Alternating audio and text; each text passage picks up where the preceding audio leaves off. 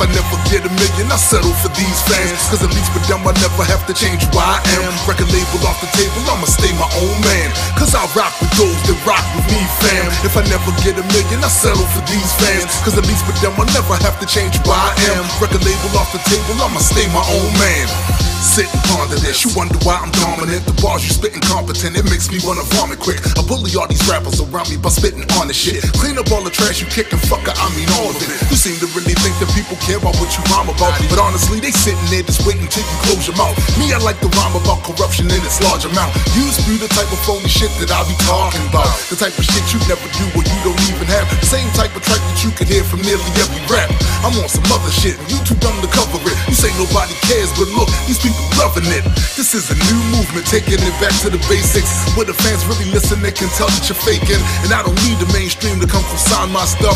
Just the people that I'm rocking with is more than enough. I rock with those that rock with me, fam. If I never get a million, I settle for these fans. Cause at least with them I never have to change who I am. Record label off the table, I'ma stay my own man. Cause I rock with those that rock with me, fam. If I never get a million, I settle for these fans. Cause at least with them I never have to change who I am. Record label off the table, I'ma stay my own man. Yo, I honestly swear, if it wasn't for y'all, I promise that I wouldn't be here. I'll be back on the block, shit. Not giving a fuck about rap at all. I keep doing this cause all of y'all accept my flaws. When I was suicidal, my friends neglected me. I dropped the and listen and all of y'all respected me. People that I didn't know started to check for me. Y'all were the spice that was missing in my recipe. Damn. Y'all the reason that I don't give up. The reason I raise my middle fingers up when I'm stuck. Y'all built me up when I was going bogus. Got messages that my music helped me stay focused. That's when I noticed after an album and a few verses later that my fans were the features in my content speak up. That's why we're here to shake up all the clowns that the greatest to comprehend the sounds. You need a herb jerk translator. I fuck with those that fuck with me, fam. Since I got a following, I don't have to sell grams. I got myself together, developed a new plan. Rap made me who I am. I have to thank my fans. I fuck with those that fuck with me, fam. Since I got a following, I don't have to sell grams. Got myself together, developed a new plan. Y'all made me who I am. I have to thank my fans, yo.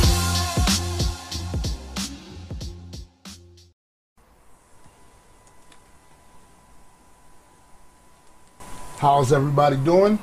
Yo, yo. This is Tombstone the Dead Man, along with my partner in crime, AdeKwit. Representing Reaper Nation and There It Is Entertainment, and there it is. This is our launch program for the new podcast Rock With Us, and I want to thank everybody that's rocking with us right now. Definitely, I'm very excited about this shit, man. Yeah, well, very excited. You should. It was your idea. Yeah, it was your idea. Now, for those who are not familiar, might be new to our audience. I'm Tombstone the Dead Man. I'm a hip-hop artist, independent. I've released 5 albums in the last 2 years, which I'm pretty proud of most of them.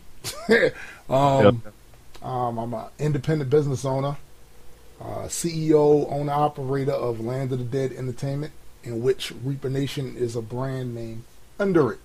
AdeKwit, care to introduce yourself? Yeah, I'm AdeKwit. From Miami, Florida. I'm a MC, rapper. I like to rap about rationalism and skepticism in my life and past experiences.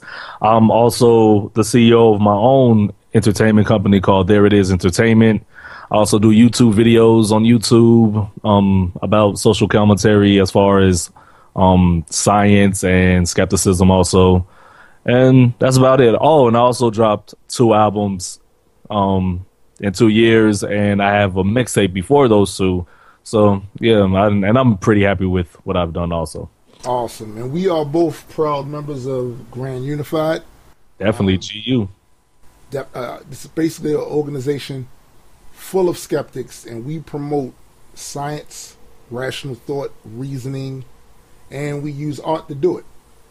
The particular art that we choose to use is hip-hop. That's what the hippity hop. The hippity hop. The rappity rap. Yep. We do the rappity rap. So you can also find me on YouTube as Rational Warrior. As a matter of fact, this will probably be airing on the Rational Warrior channel as well.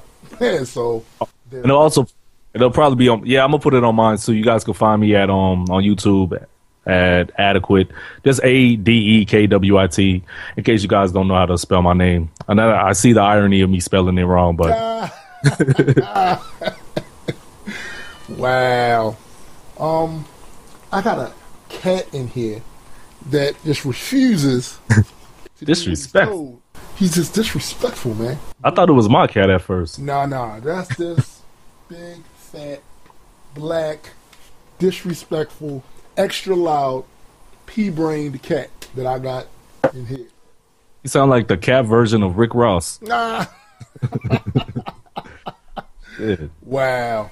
But yeah, we wanted to thank everybody that has been supporting us in all of the endeavors that we've attempted to do over the last few years, and in all the new things that we had. This is 2015. We got a whole lot of stuff that we really want to throw at you guys, and this show being one of them. And we're going to try to do everything we can possibly do to make sure to keep the quality up. Exactly. But thanks, and here we go. So we start on that first topic? And it's about the terrorist attacks in Paris. Yeah. Okay, so first, let me preface this by saying that I've seen a lot of talk on both sides of this. It seems like some people, while no one is making any apologetics for it necessarily that I've seen, maybe a couple of idiots. Yeah, here and there.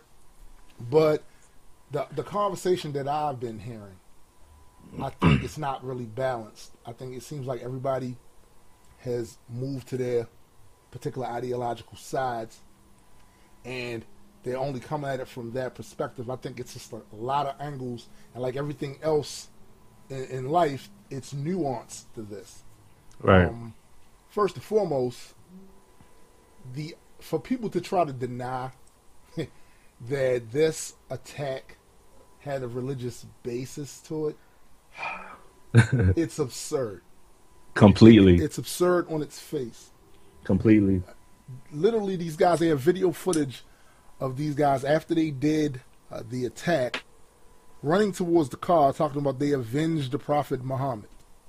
So, let's erase that idea that this, at least not in part, doesn't have anything to do with religion. It most certainly does. It has to do with the way a certain group of people are interpreting their holy text, the commentary about it, what it really means to be that or be true to that.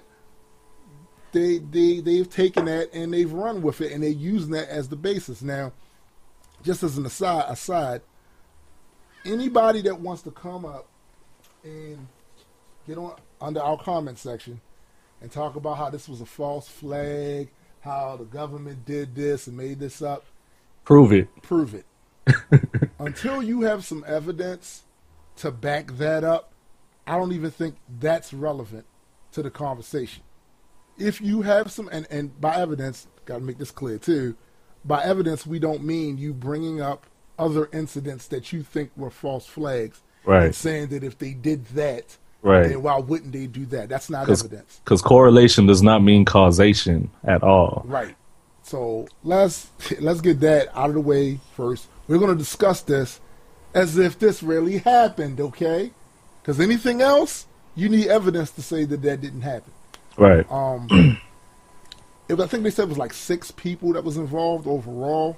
I think they've killed 3 of them now, and I know they're looking for one of them was a female, and I know they're looking for her now. I don't know if they found her yet. I'm sure people in my audience, if you've been keeping up with this and you know whether or not they found her, you can let us know in the comments section.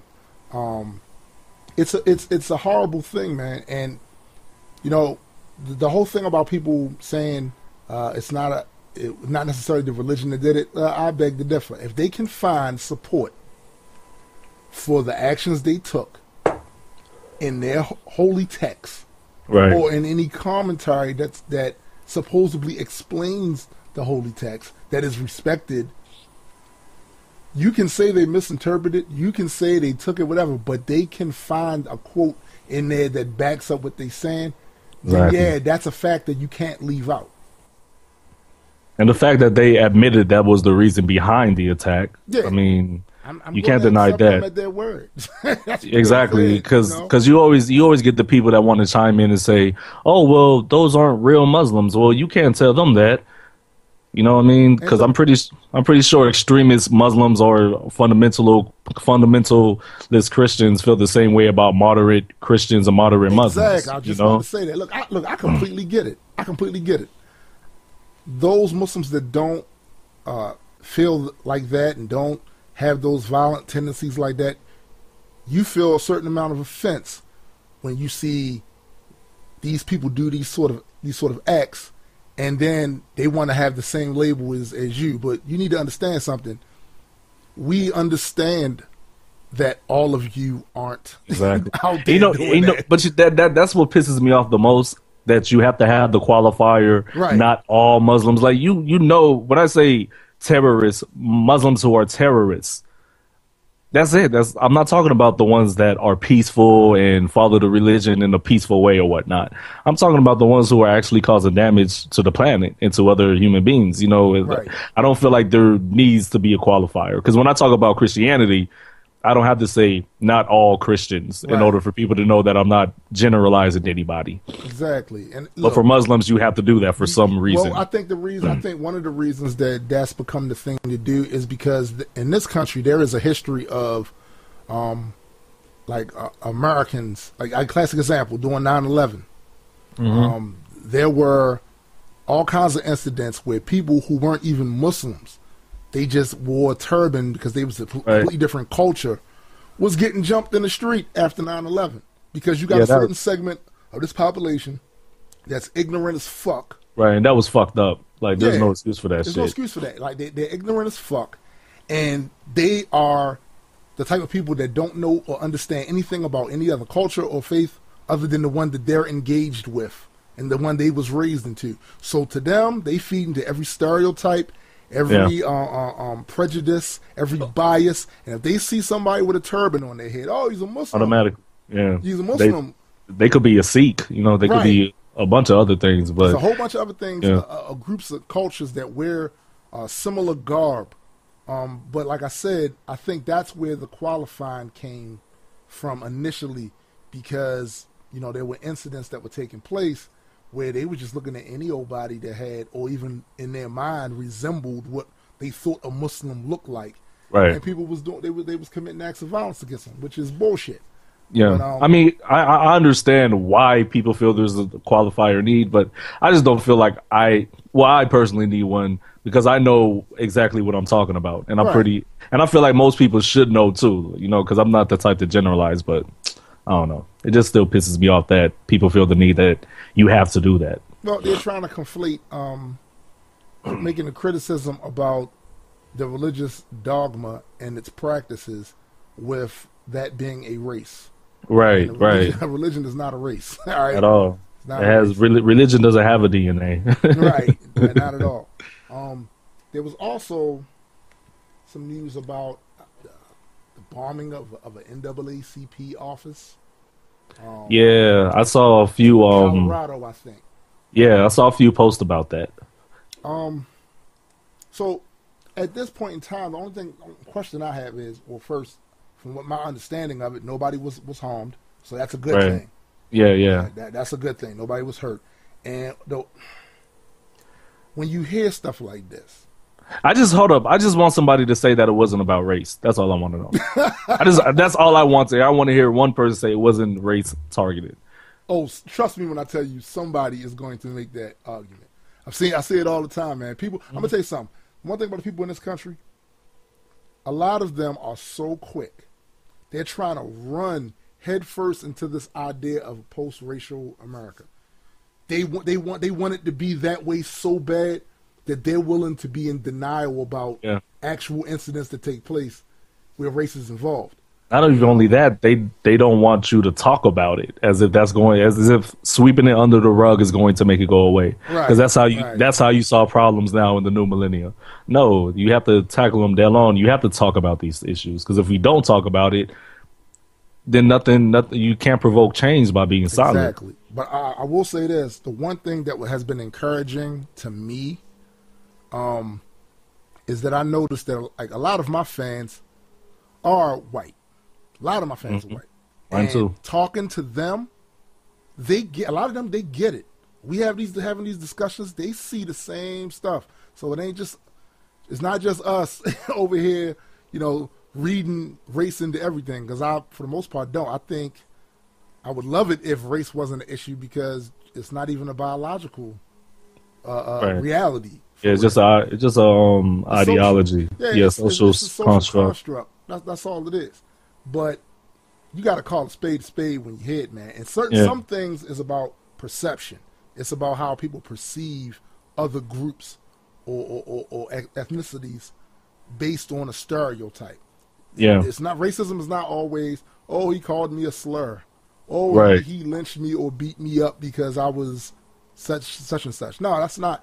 Sometimes it's just a matter of perception. When you see me, if I to you for some reason look more dangerous because of what ethnic group I might be a part of, then you might be a racist. You might, yeah. Like, if I'm just sitting there, it's one thing if I'm doing something to give the impression that I'm about to tear some shit up. You know what I'm saying? But if I'm not, I'm just chilling. Like, if you're scared of that for some reason, you might have a perception problem. Yeah, you have some issues of your own with people of my ethnicity. Yeah. You know what I mean? It's not me, it's you. It's not me, it's you.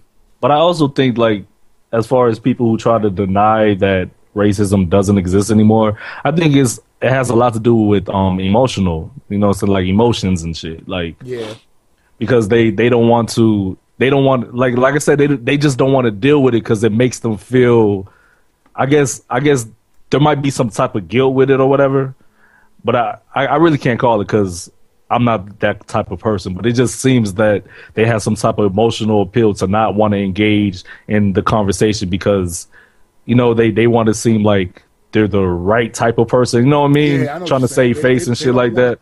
They don't want, a lot of people don't want it, because I'm going to tell you something, man, and to the credit of certain things in society has changed. A lot of stuff has actually changed.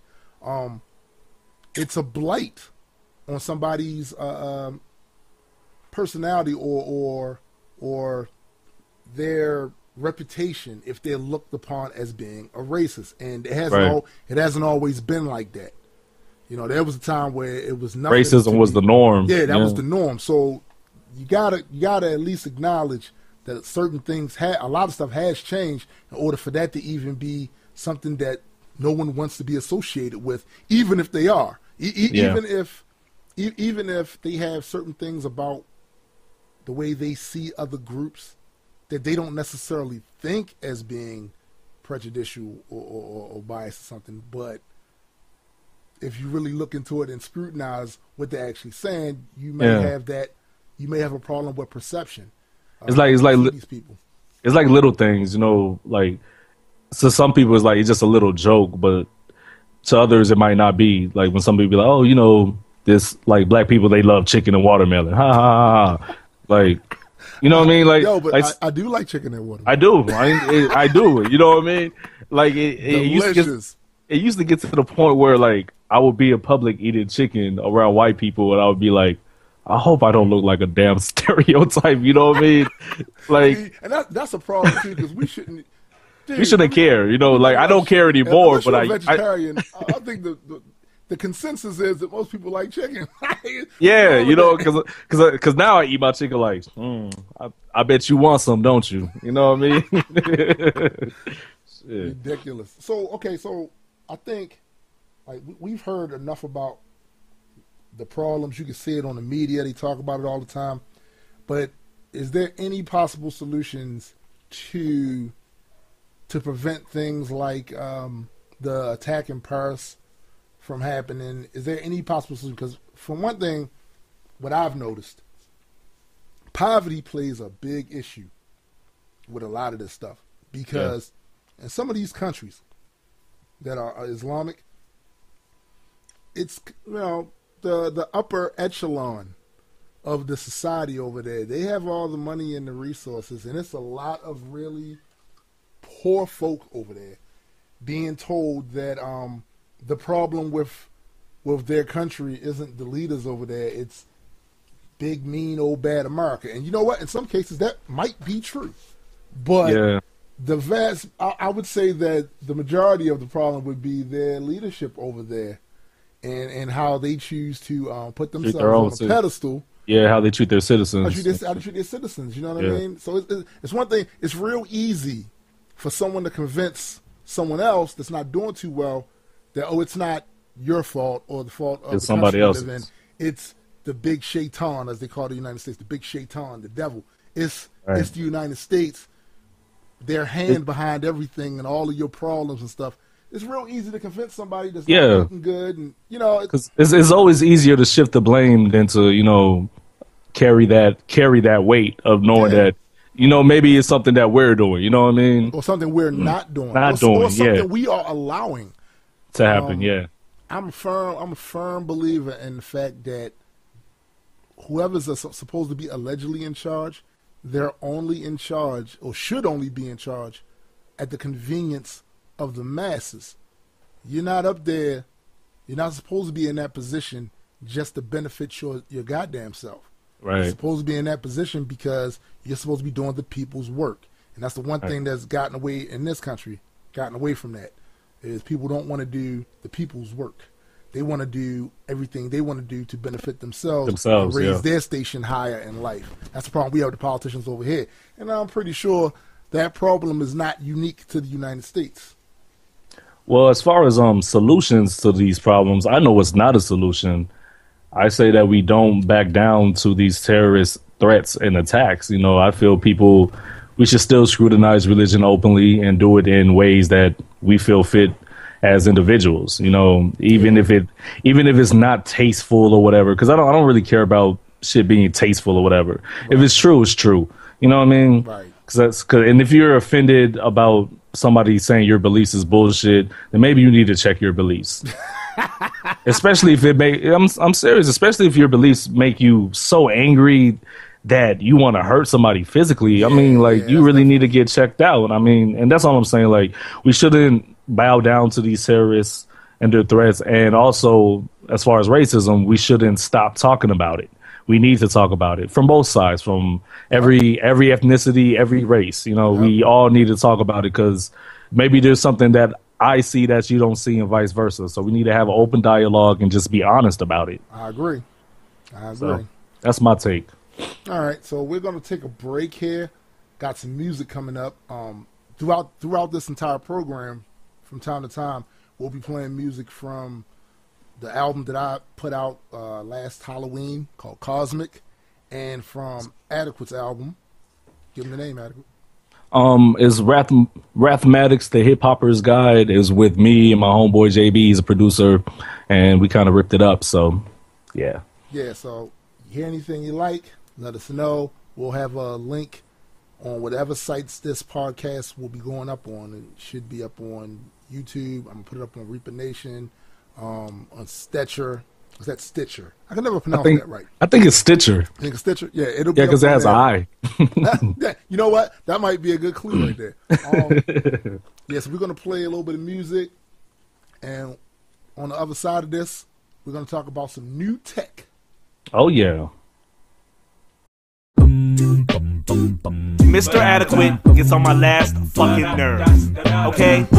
He always says that we need to cite our sources and make sure that they were peer reviewed.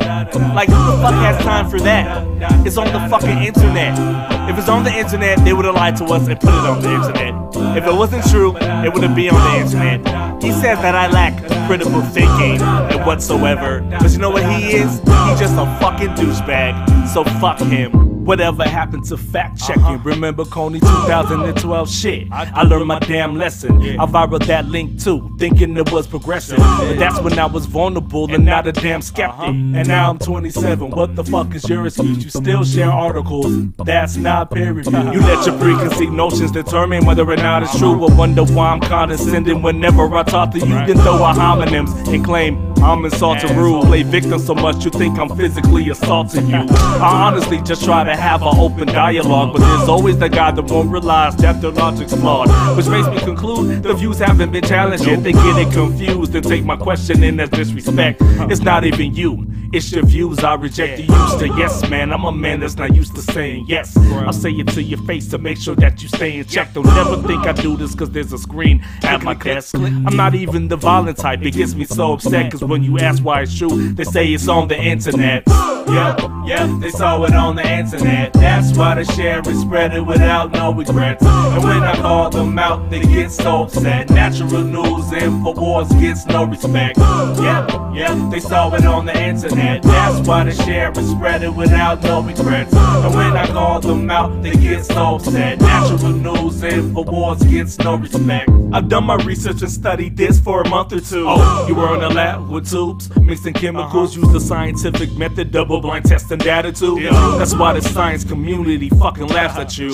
That's why I do it too. I find your claims hilarious. Ridiculous that you take food-based serious. Probably back because she has a nice ass and a pair of tits, but at the end of the day, she is not a scientist. There's no denying it. You sound like a damn clown that got the nerve to question Mr. Tyson's background. He's an astrophysicist, he should fucking pipe down. The contradictions stick like a body chick in a tight gown. That's why you don't like the type of raps that I'm writing now, because I'm heating up the grill to cook up your sacred cow. Anecdotes are not proof, the same goes for me. So if I bring one up in discussions, you better challenge me. I'm not an expert in any field, no schooling or degrees. Make sure you validate my sources before you just agree. Whether it's GMOs, vaccines, or herpetology, don't ever fall victim to derpology. Yeah, they saw it on the internet. That's why they share and spread it without no regrets. And when I call them out, they get so upset. Natural news, InfoWars gets no respect. Yeah, they saw it on the internet. That's why they share and spread it without no regrets. And when I call them out, they get so upset. Natural news, InfoWars gets no respect. Here's a few sites that you never should use: InfoWars Examiner, Natural News,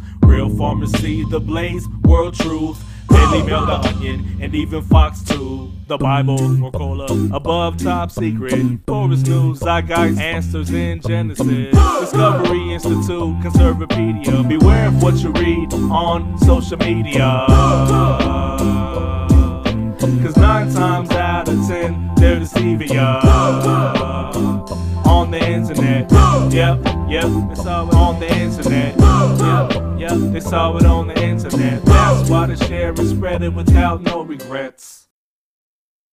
Situation down in Ferguson escalating overnight. The terrorist group ISIS sends a message for the world to keep. Shoot down a fully loaded passenger jet flying at nearly 33,000 feet. Times I start to feel that I don't wanna be here. I get tired of having to look inside your face and see deceitful snares. A feeling like you could hear me but just won't clean your ears. And just below the surface disappointment I'm feeling for years. See, truthfully the stupid cycle is exhausting. Disheartening to see how few of you will choose the smart thing. Instead it seems that all you people want is conflict. To contradict with utter nonsense until those bombs hit. Collectively the human story is a tragedy, written with the blood that they spill in all their calamities. Shamelessly ignorant, aggressive and belligerent. Dig a mass grave for these monkeys and they'll jump into it. And I don't really feel all that connected no more with any group or any cause. I'm just not on board. I just wanna say goodbye, leave all this bullshit behind. Find another planet even if I have to die trying. Lately I've been feeling kinda cosmic. The smell of this prison has got me nauseous. I'm surrounded by these zombies, I'm a target. I'm begging just to get away and blast off in the starship. Okay, you win, cause now I'm giving in. No, I won't stop you, go and chase all that oblivion. Keep your politics and crappy ideology. This ain't even what I call life, it's a mockery. I would rather leave and wander the cosmos than have to spend my living years walking on compost. Just waiting for the day they build a warp drive so I can sneak inside and hide just long enough to take myself a long ride. Cause all around me I see arguments and gun smoke. Blood in the water from slaughter that made the bodies float. One side or another that claims superiority, while segments of the population ruling the majority. It's hard to see beyond the veil of politics and bullshit. Religious indoctrination, so fuck it man, I'm forfeit. You can keep this filthy dung heap where lots of young speak stupidity and science has to struggle for validity.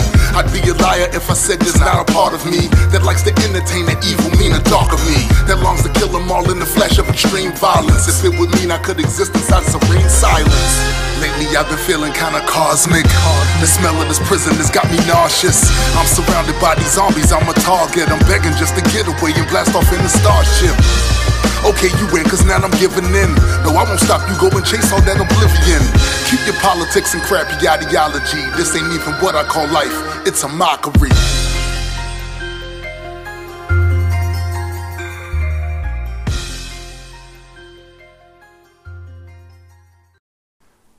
Welcome back, folks. It Yo. is tech time.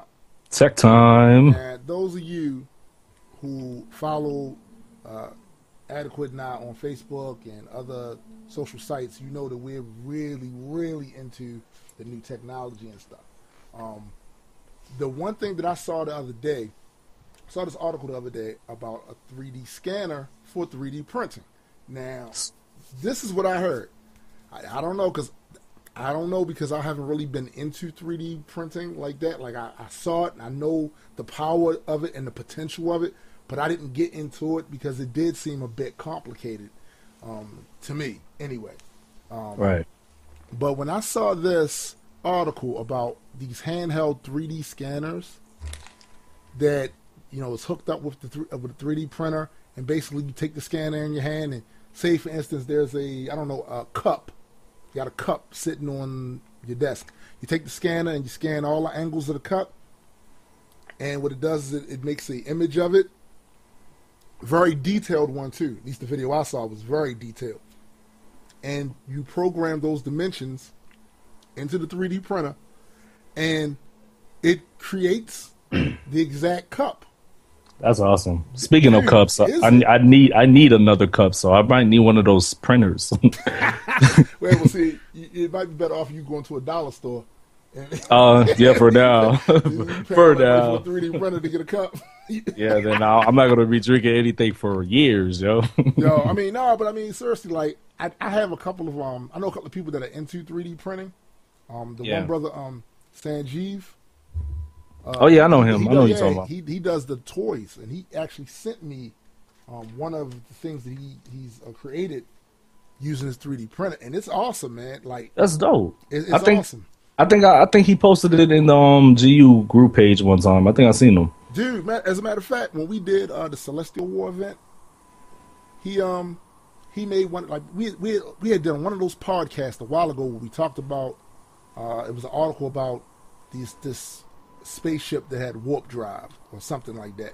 It had a design for warp drive. It wasn't actualized. It was just, you know, a concept. Yeah, yeah. And he took his 3D printer and actually made the model of it and presented it to me and Graydon at the Celestial War event. It was that dope. Is fucking dope. It was dope, man. Why didn't y'all take any pictures, man? Tripping. No, I did. I have pictures of it. Matter of fact, it's sitting here on my desk.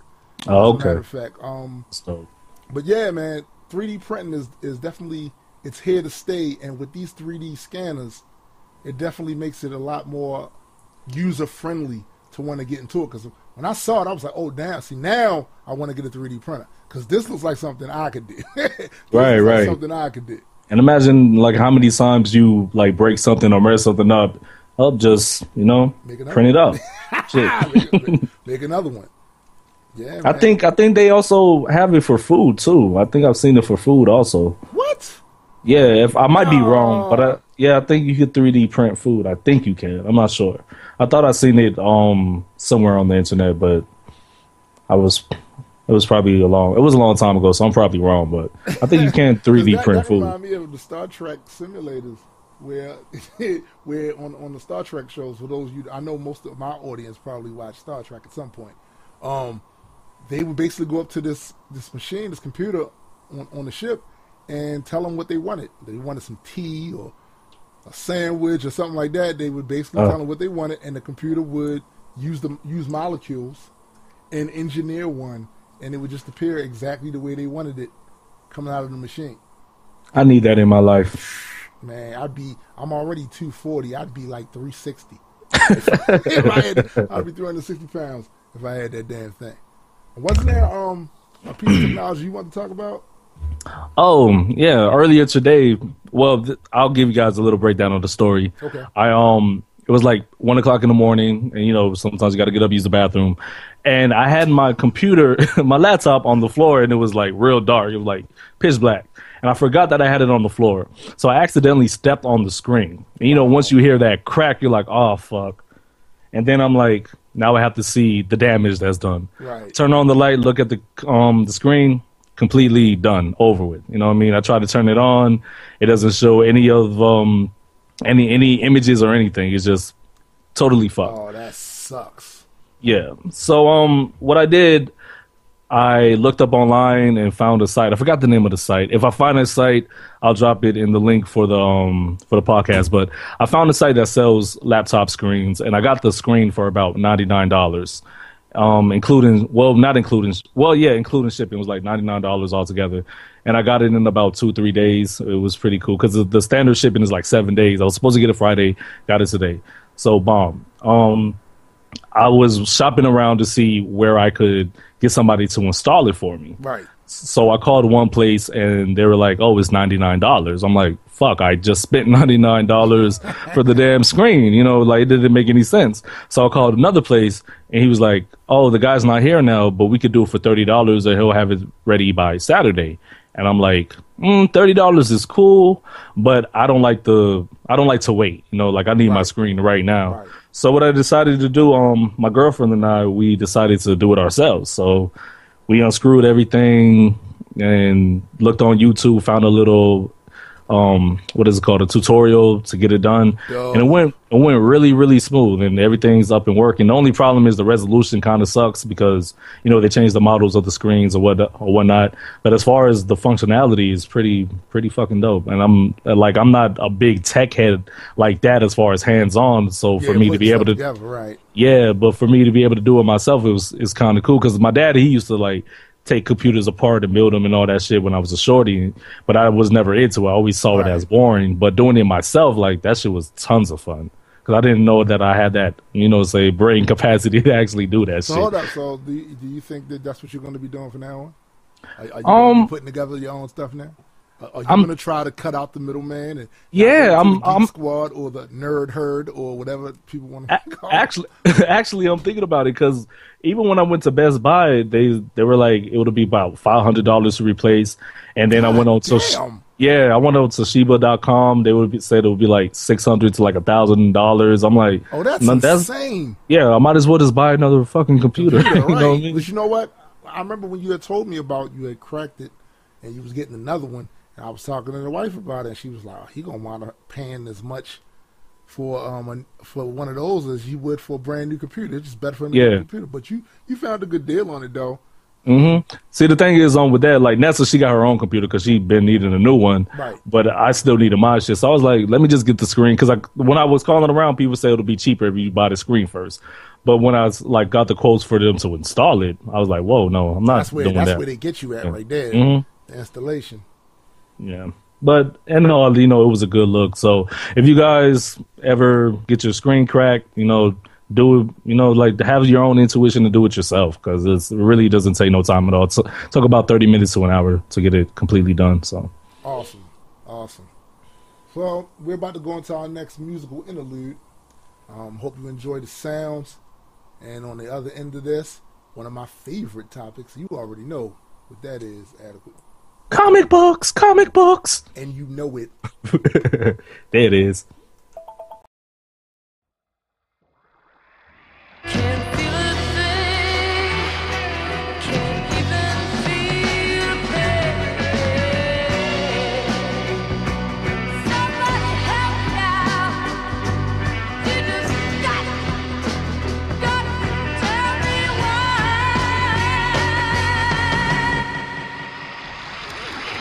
Ever start to feel like everything's broke with no hope and the system's put together only hanging from a thin rope? Losing confidence in all the folks that's in authority. Whatever they decide, you know your wishes are priority. But truthfully, you ought to be up in arms and ornery about people who consistently be fucking up economies and love to point the fingers at the ones that's most affected. Guess that's why these days my inner thoughts are mostly disconnected. Who's going to take the blame this time? Who will be the boogeyman? The villain of the month? Is it the president or Iran? Who should I be angry at? A rapper or his hype man? Celebrities that say something stupid only to spite fans. Is anything I've ever said gonna make a difference? With lots of other rappers out there spewing only ignorance. Fight for the people when the people don't even give a shit. Point out corruption only to watch them all continue it. Fuck that.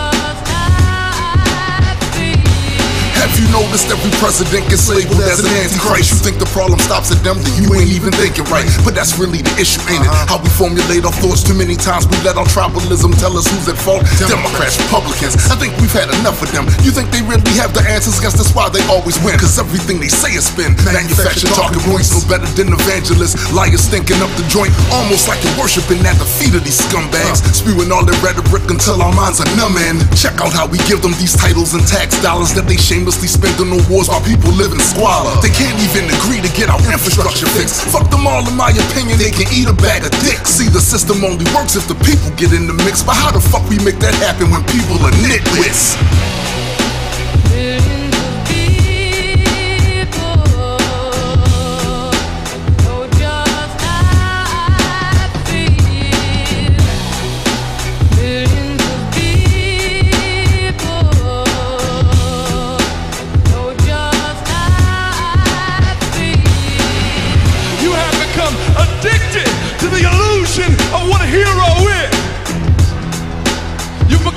Addicted to the illusion of what a hero does for you.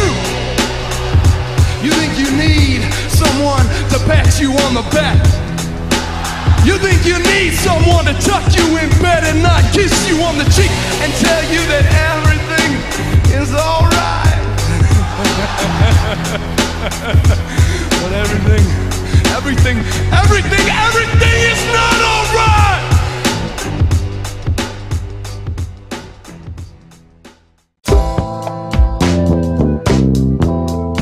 Weirdo. And you see, this is the reason why I gotta step away from you, bro. You're a fucking weirdo. Like, why can't you just think, rap, and act just like everybody else? Weirdo. This is the reason why I can't fuck with you no more, cuz you're a fucking weirdo. I'm a fucking weirdo. I get strange looks everywhere that I go. I say yes when everyone else says no. When I go outside, I walk with my head low. I wanna get to know you a little, even though when I open my mouth it's all dribble. I try to keep it civil, but they say hell no. Get gone, you're slow. It shows you're a fucking weirdo. You're a fucking weirdo. Get gone, get ghost. You're a fucking weirdo. That back you too close. You're a fucking weirdo. People say that I'm strange. It doesn't help that I'm fucked up in the brain. The chemical imbalance, yes, it's a challenge, but it's easier for people to say that I'm insane. So they don't know the half or the whole. It makes me feel all of y'all are despicable.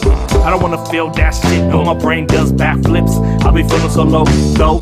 I try to act cordial and normal. You get mad when I try to inform you. Maybe I should just roll out like Transformers or disappear like Houdini. Yeah, I'm gone poof. They don't like proof, or me neither. Ease them up, decide that I'm a non-believer. At least I don't deceive you, but they say hell no. Die slow, kick rocks, you're a fucking weirdo.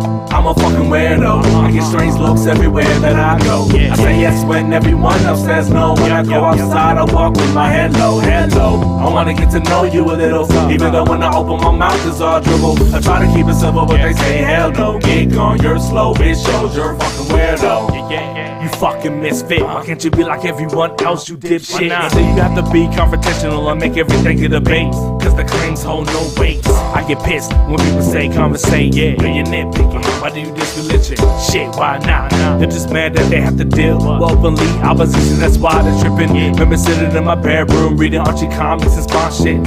Fuck, being close, I'm not down with bonding. Even cut my distance from my fucking mom, man. That shows you how fucked up that I am, to the point I don't trust my fam, or my friends, or myself. I really need help, yo. I'm a fucking weirdo.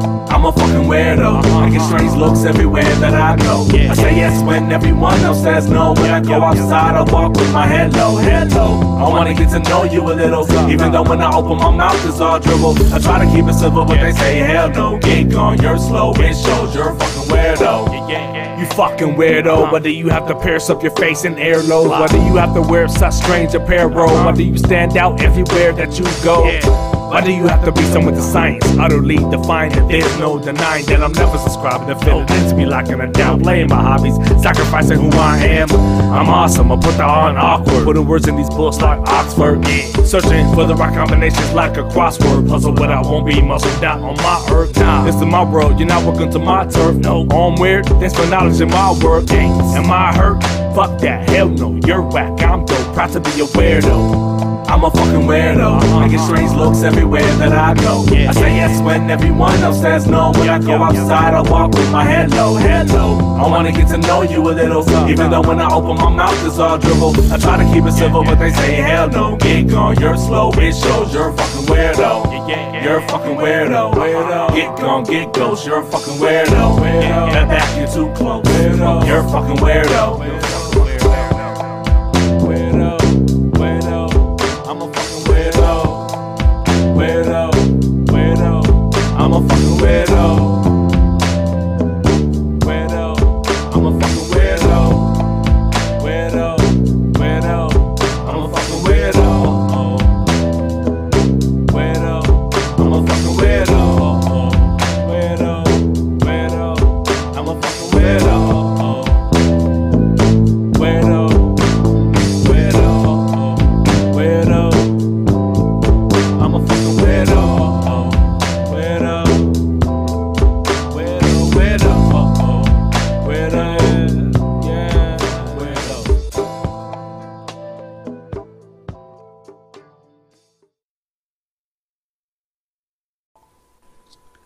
And we are back. This segment is probably one of my favorites. And if you follow me on Facebook and stuff, you know I'm a huge comic book geek. Say it loud. I'm geek and I'm proud. Geek and I'm proud. Say it loud. Yeah. So, what books are you reading? What are you currently reading? Well, I haven't been reading comics lately, but I have been watching things about like comic books. There's this series on Netflix called Thor and Loki's Blood Brothers. I have that book. I have that series. Oh yeah? Well, they have like a little animated series about it. It is pretty cool. Each episode's about 20 minutes long, and it gives you like the insight about when I guess Loki he gains control of Asgard and what it took for him to do it and all this shit. And there's like a lot of like what is called like backflashes of what happened and all that. And what I've noticed from this, which made me not like Loki that much, because I really do like Loki, but it made me not like him too much because I was like, damn, he's kind of a hater. You know what I mean?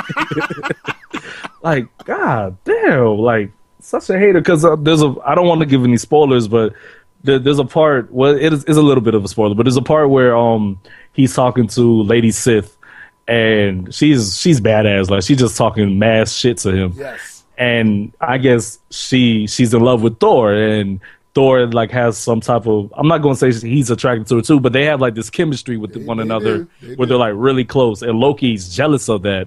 So what Loki did, he cut her hair off while she was sleeping. I'm like, that's a hater move, you know what I mean? That's part of that's actually, they took that almost directly from Old Norse story too. But now, let me attempt to defend Loki just a bit, because go ahead. He does, there's no defense for. And that's one of them. That's no defense for that. But the reason that Loki is the way he is, if you look at the history of the character, at least in Marvel, we're speaking strictly the Marvel versions, not the official Norse stories or whatever. Right. You gotta look at it from his perspective. Here you have a kid who had his father was killed by Odin. Right. Odin, I guess to honor the father, because it was probably a good battle or whatever, he takes Loki in, and now Loki's living in the house of the being that murdered his father. Exactly. He's so pretty raised by. But like you said, I understand that, you know, because like after he finds all that shit out, he feels like, damn, my entire life I've been held captive.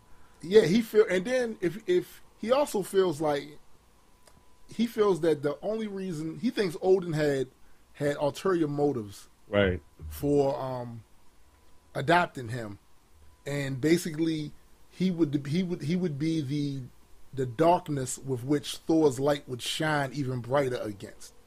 And that's, I gotta be honest, I'm a big fan of Odin for the comics, but Odin's a bit of a douche when he want to be. Yeah, he really, like, he can be a bastard. Matter of fact, that point that you just stated about Loki being the dark side to Thor's light is actually, that's what they talked about in the series that I was watching, and it makes a lot of sense because there's a part where there's like multi-universes and Loki gets to see them, and it in any universe, it doesn't matter what, Loki will always be second best. Loki will always be the bad guy. You know what I mean? Because he will always have to.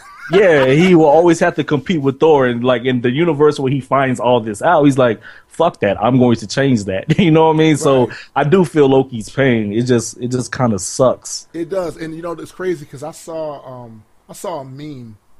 I think it was like on Instagram, and it was really insightful. I thought because it basically was saying that Loki spent all these years being upset and hateful because he wasn't Odin's favorite, and that whole time being so hateful, he completely overlooked the fact that he was Thor's favorite. Right, that's true. Like that was his boy. That's my brother. He put no qualifications on it, no caveats. That's my brother. Even though they weren't blood related, that's my brother. Yeah, even in the series, like Thor still holds him down. You know what I mean? Yeah. Like he still does. But what I've been reading lately, I went back because I started reading Infamous again. Now, for those who are not familiar with that, Infamous is a story from DC Comics, and it's alternative universe version of the Justice League members that we know. You know, Superman, Batman, Aquaman, Wonder Woman. And in this particular alternative universe, the Joker succeeds in doing something that I've been saying for a long time needs to happen for the Superman character as long as me. I mean, as far as I'm concerned. He manages to give Superman another tragedy. Nice. Because I always felt as though they keep going back to his planet blew up. My planet blew up. I'm an orphan. I was sent here to Earth. Okay, you were a baby when that happened, dude. Right, you didn't experience none of that. So I don't see how, like at least, with Batman and his tragedy that transformed him, he was old enough to have spent time with his parents, right, grown attached to him, and then they was taken away from him by some criminal. With Superman, dude, they threw you on a rocket ship. Yeah, they had your best interests. You know what I mean? Yeah, like they looked out for you. But even then, you didn't remember. You don't remember your mom. You don't remember your pops like that. You came to Earth, and as far as you're concerned, Ma and Pa Kent was your parents. Even when you found out that you weren't from here, you may have been curious, which who wouldn't have been. But to say that it was a huge tragedy for you on a personal level, I never bought into it. But what I used to always say was, somebody needs to destroy Metropolis. He needs a new tragedy. And since he made so many relationships in Metropolis, to lose all of them, that's a new tragedy. Yeah, that's devastating as hell. So the Joker managed to do that, and at the same time, he fooled Superman into thinking that he was fighting Doomsday, when in all actuality, he was fighting his wife, Lois Lane, and she was pregnant with child.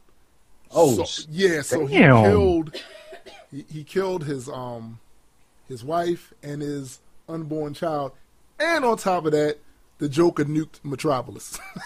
so hats off to the Joker, man. Dude, Superman does what I think almost anybody with his power would do in a situation like that. He kills the Joker. He kills him, and this sets a chain of events that causes Superman to just say, you know what, I'm tired of being reactive to crime and violence and whatnot. I can do more. Yeah. So he does hold back. He holds back a lot. In some cases for good reason. Yeah, because he doesn't want to level a whole city with a fucking punch. You know what I mean? Because he could. And the other thing is, as much power that he has, you could look upon him almost like he's a god, but he doesn't see himself as that. And I'm telling you right now, please believe the citizens of Earth and DC Comics should be happy he doesn't see himself as that, because he could do a whole bunch of damage. And I think that's kind of what this storyline is exploring. What would happen if he actually said, you know what, I have the power, so all that violent shit y'all been pulling and all these wars and I got something for that ass. Oh, that's what that comic strip you had tagged me in was about, when he, like, the last strip says it's over. Yeah, that last panel where he said, I don't care about your beliefs. I don't care about none of that stuff, but you do not have the right to take people's lives in the name of your beliefs or your political agenda or whatever. So I have the power to stop it, and I am going to stop it. It's over. You know what? That makes me like Superman a lot more because, you know, I'm not really a big Super fan, but that makes me want to read that series. Dude, it's dope. Like, I kind of got behind on it for a while. I started off reading it. I think it was last year before last, something like that. I started off reading it, and then I kind of fell back because I had so many other comics I was trying to get my hands on that I kind of got lost in the shuffle. So I went back from the beginning and started reading again. Man, it's excellent. Meanwhile, Graydon is far further along in that story than I am. Far further along. So I'm trying to catch up to where he's at. Right. But it's a good story. I would suggest anybody that's in the comic books, or even if you're not, just want to give them a try, you like the movies that are coming out now, just go check out. Go check it out. Yeah. It's called Infamous, and I don't think you'll be disappointed. It's a brand new way of looking at these characters and their motivations and the things that they do. Yeah, I'm definitely going to have to hit you up so you can send that shit to me because I got to check it out.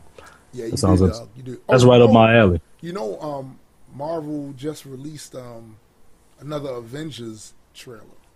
Oh, word?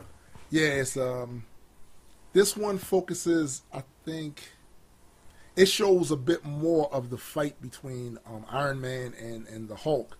The incredible Iron Man suit, that one. The Hulkbuster. The Hulkbuster, yeah. Yeah, dude, like, because the first trailer, it looked like the Hulk was putting them big green feet all on Stark. Like he did, like he was getting his ass whipped. But in this scene, it looks like that Stark was, you know, actually he got some good hits in or whatever. So I can't wait to see how it turns out. But just me observing it, it looks like Hulk was being controlled by somebody. Yeah, I don't know who, but his eyes look really weird. Like they look kind of reddish. I don't know. It looked really weird, like he wasn't himself. So you're thinking that there was a reason they did it like that? Yeah, I'm thinking it's like it was a fighting. What did they call it? Like they threw a little Easter egg in the trailer. Yeah, I think so. I think he was either being, because we know the villain is Ultron this time. Right. The villain's Ultron this time, but Scarlet Witch is also in this story, and I don't think it's outside of her power set to be able to control the minds of the Hulk, at least in this alternate version of the Avengers. Their powers are all a little different than what they are in the comic books. Okay. And people be surprised to hear this, but the Hulk is a lot weaker, it seems, in the movie than he is in the comics. And the same for Thor. Like, I see them do some amazing stuff in the comic books. I haven't seen them do anything anywhere near what they do in the comics, but I guess that's to be expected. But do you think they do that purposely, or do you think they do it because they don't know any better? No, since Marvel is the one that are doing these movies, they know. I think that's done purpose. I think they kind of depower the ones that are. I don't know. I think it's just some things you can really show in a movie, because if you think about it, if they put Thor to the level that he's at in the comic books and the Hulk at the level they was in the comic books, those aliens in that first movie wouldn't have had a chance to begin with. Right. Like, it wouldn't have been that. You wouldn't even have needed the rest of the Avengers. Yeah, because even in that movie, they had to go through a lot of shit to shut them down. Yeah, you know what I mean? So I think it's one of those things where it makes it interesting. The story is more important than showcasing all of the powers that these characters are capable of. Yeah, instead of saying they could just do everything with a snap of a finger, they make it more interesting by like drawing it out, make them a little weaker than what they really are. So you want to watch. Josh Whedon, he wrote that, so he's really good at the ensemble cast and making it balanced, where every character on the actual show gets highlighted. Time, yeah, you get to see what they can do, and you learn something. He's really good at that. He's been doing that since the old Buffy the Vampire Slayer and Angel TV show that he was doing. So, yeah, he's good at that. So I think that's one of the main reasons why they kind of scale him down a bit, just a bit, you know. But no, man, I dig the trailer. A lot of people, I saw a few criticisms of the trailer. People were saying that it wasn't as polished as the first one. And, you know, I would probably agree with that, but I like the fact that it showed different things. And just a theory, a hypothesis that I'm floating out there. There is this cutscene in the trailer with what appears to be an African woman in there. Now, for those who have seen both trailers and follow the comic books, recognize the look of one of the characters that was in there, Claw, who is a Black Panther villain. Yeah, I know who you're talking about. You know what I'm saying? Yeah, So me seeing this African woman in there, and she's in full garb or whatever. She, you know, got the. Are you thinking? Are you thinking Storm? No, I'm thinking Black Panther. I'm thinking that Easter eggs for Black Panther in it. Nice, because you know, they had it on Netflix too. There was like a little Black Panther series, and they introduced Black Panther and Storm. Like they weren't from this. I'm not sure if they were from the same village or they were from villages that were like next to each other. Yeah, they were from villages that were next to each other, but they had like a little. I think they had like a little romance thing going on or whatnot. Yeah, Marvel pissed me off with that whole thing. Like they didn't let that relationship last no time. Seriously, they didn't. Like they get married and she became queen of Wakanda, and then they wound up breaking up. It was just a whole bunch of foolishness. I would have preferred that relationship went on a little bit longer because it was interesting. Interesting to me. But whatever. Marvel, you dropped the ball on that one. But whatever. Womp womp womp. You know, that's what we need. We need some special effects. We need sound effects or whatever. Womp womp womp womp. But anyway, we're about to go into the next music interlude, and on the other side of that, video games. I got some tips for you guys for DC Universe Online. Hello. So we'll hit you with these songs, and we'll be right back. Oh yeah. Alright kids, y'all settle the fuck down. Settle the fuck down. Get in your seats. Yeah, what I need you to do, take out your notebook. Take some notes. Take these notes. I got a few things I want to touch on. There's a few things I need to vent. Yeah, I know this isn't a part of the regular curriculum, but sometimes some things just need to be said. You know what I'm talking about? So take notes. Yeah. Yo, I'm the professor. I'm here to give you more, they give you lesser. If you're a hip-hop head, you should expect better. You should not ever settle for less. You should want the best. So listen up or else you'll fail the test. I'm the professor. I'm here to give you more, they give you lesser. If you're a hip-hop head, you should expect better. You should not ever settle for less. You should want the best. So listen up or else you'll fail the test. Yes. Now listen. I need your undivided attention. When it comes to spitting and ripping, you have to have a certain intention. Some give me flack. Why? 'Cause I have a knack and it's a religion. They do. Some say that it's whack. Or what? Or that it's an act like a magician. They're tripping. 'Cause the fact is that rap like skepticism does. That's why I question every bar they display in the riddance. Whether it's a Muslim or Christian conspiracy theorists, I feel like a surgeon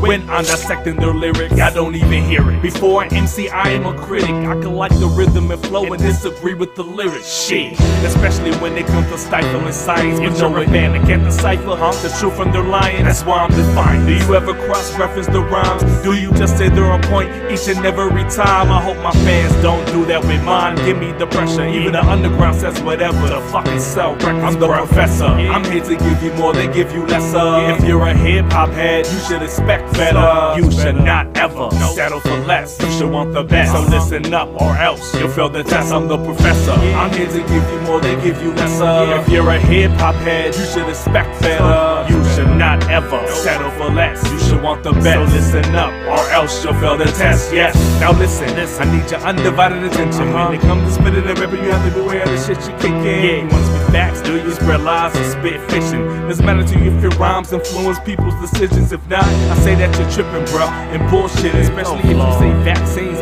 cause autism. Shit, the harm you inflict on yourself and your children shall land you in prison. These diseases can't be prevented. Mr. Davis, you're snapping again. Now bro, I'm just venting, cause that shit pisses me off like it's the tolling I'm missing. Can't see through the addiction, no, because they're your favorite rapper. Like agreeing with Ben Affleck cause he's your favorite actor. I'm getting sick of these bastards and the stupid rhetoric they use science every day. And the facts they ignore it, they lie to you in your ear. You fucking adore it, even worse, you buy their albums to fucking endorse. I'm the professor, I'm here to give you more, they give you lesser. If you're a hip-hop head, you should expect better. You should not ever settle for less, you should want the best. So listen up or else you'll fail the test. I'm the professor, I'm here to give you more, they give you lesser. If you're a hip-hop head, you should expect better. You should not ever settle for less, you should want the best. So listen up or else you'll fail the test. Yes, now listen, I need your undivided attention. When it comes to spitting and ripping, you have to have a certain intention. Some atheists rap and no apologists for religion. They don't want to cause friction or brokerages with their theist friends. My position is fuck that, give them the business. They say it's people, not religion, like it has no influence on the way that they're living to be, because they say that living, just live with it. Translation, they don't want to deal with it. To them being past is a meal ticket. They say what I do makes it look bad for other atheists, as if I'm closing doors that weren't already locked. I just want to make skepticism a part of hip-hop. I just want all the fits sitting to motherfucking stop. Cherry picking which issues you want to touch on or not. If the shoe fits, I hope all of your albums flop. I'm not here to appease these, they can like me or not. I'm the professor, I'm here to give you more, they give you lesser. If you're a hip-hop head, you should expect better. You should not ever settle for less, you should want the best. So listen up or else you'll fail the test. I'm the professor, I'm here to give you more, they give you lesser. If you're a hip-hop head, you should expect better. You should not ever settle for less, you should want the best. So listen up or else you'll fail the test. Yes, and this is the shit that I'm talking about, man. That right shit here, me so tight, man. So fucking tight. I don't be questioning these rappers when they be speaking in your ear, man. I just let them get away with it cause you feel like they dope and they got some dope tracks, right? Man, fuck that. Y'all better not pull that bullshit with me, man. If I'm wrong, you better check me, bruh. And no, I ain't forget about you goody two-shoe atheists out there being apologists for religion, talking about, oh, it's people, not religion, as if that shit has no influence on the way people act. Yeah, religion had no influence on people being against gay marriage, or trying to push creationism in schools, or protesting no abortion clinics, or even political agendas. Fuck out of here with that fuck shit, man. And if the shoe fits, wear it. Get the fuck on. I'm the professor.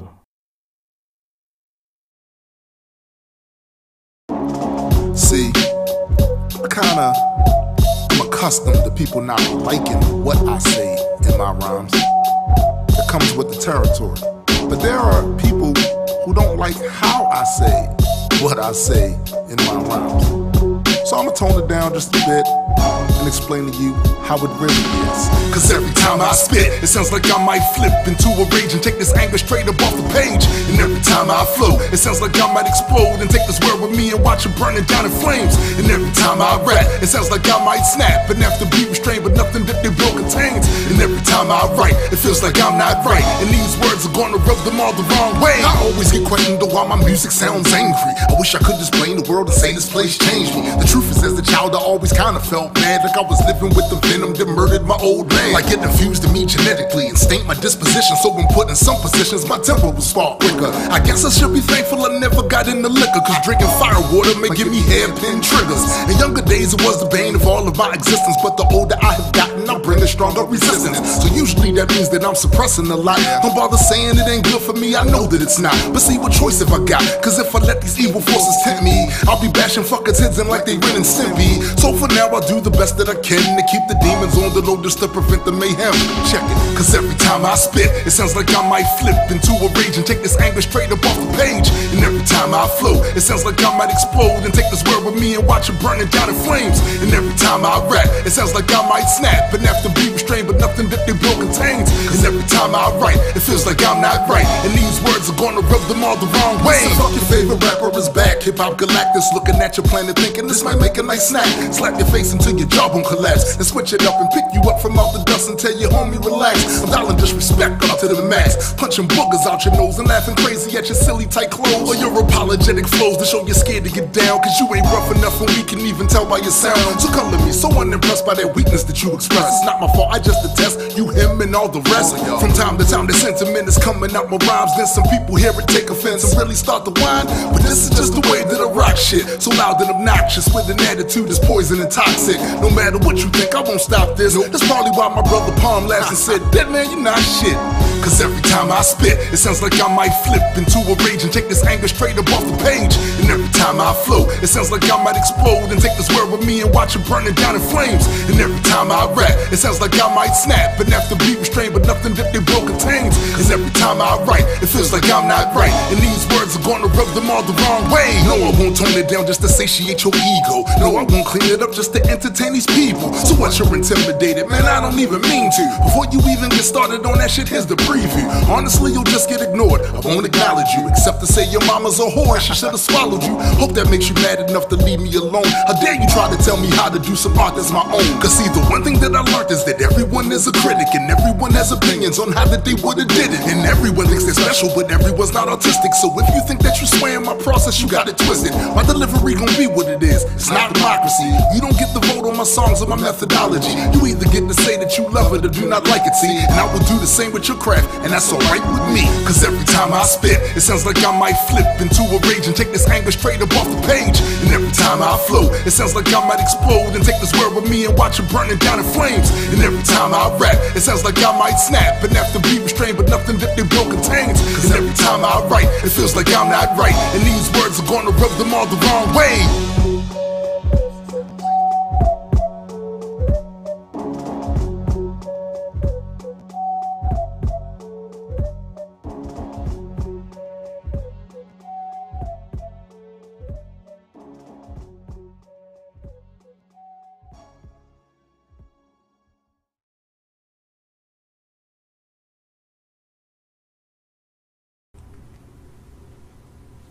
Back again. Video games. Games. Man, let me tell you, I've been gaming like crazy now. Because, you know, I kind of held off from gaming a bit when I was putting together the Cosmic album. Right. Because it's a huge distraction. And if I'm trying to be creative and get stuff done, me getting engrossed in a video game is a no-no. Because I won't get because you're gonna be sitting there for hours. I'll be sitting there for hours playing those games instead of really focusing in on the music. But that said, since Cosmic came out, it's done. It's in the can. Fans enjoyed it. That's what I'm hearing. I started gaming again, heavy again.